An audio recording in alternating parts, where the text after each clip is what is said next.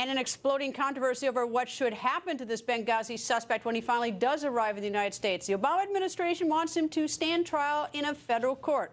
But Senator Lindsey Graham says the administration is dead wrong about that. And Senator Graham joins us. Nice to see you, sir. Thank you. Dead wrong about that? Oh, beyond dead wrong. This is really the most ill-conceived idea coming out of an administration that seems to have no limits on ill-conceived ideas. Instead of a slow boat to New York, you ought to be on a fast plane to Gitmo.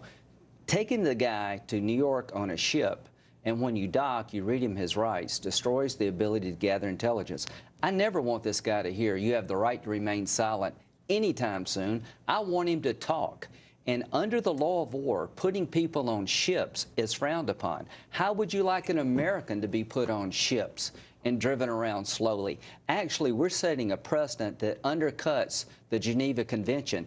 This is a haphazard approach because they won't use Gitmo. We're actually bastardizing the law of war, setting a bad precedent, and this is a horrible idea. All right, two things. One is the Obama administration says that they have almost 100% conviction rate in situations like that. Who cares? All right, I'm just telling you what it says. Well, and secondly is by the time the boat gets here, will Gitmo be there? I mean, President Obama wants to get rid of Gitmo. Yeah, well, Gitmo is going nowhere anytime soon, and we're fighting a war, not a crime. The guy didn't steal a car.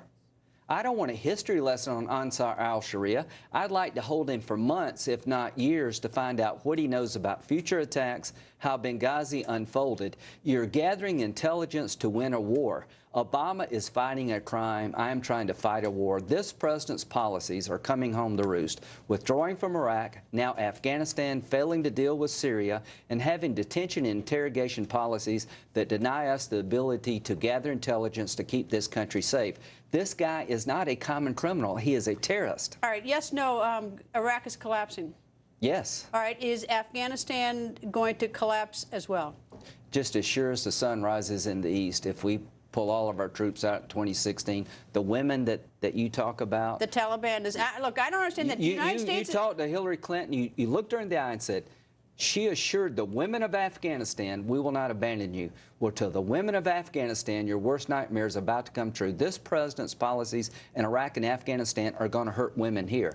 A safe haven is being formed from Syria to Iraq to launch the next 9/11. We no longer gather intelligence. We turn the war into a crime. Putting a guy on the ship is a dumb idea. He should be in Gitmo. Does it mean we lost the war in Iraq and we're about to lose the war in Afghanistan? We're on the verge of losing the war in Iraq. We're certainly going to lose in Afghanistan if we withdraw all our forces. Here's the good news. 10 or 15,000 left behind in Afghanistan would hold the place together. It breaks my heart that we were in a good spot in Iraq. All it took is a residual force and some hand-holding. We disengaged politically. We withdrew our troops. So it's we over? created a vacuum of, not yet, but it's very close.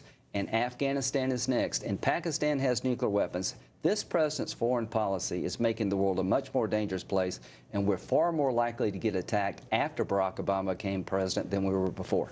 Senator, thank you. Always nice to see you, sir. Thank you.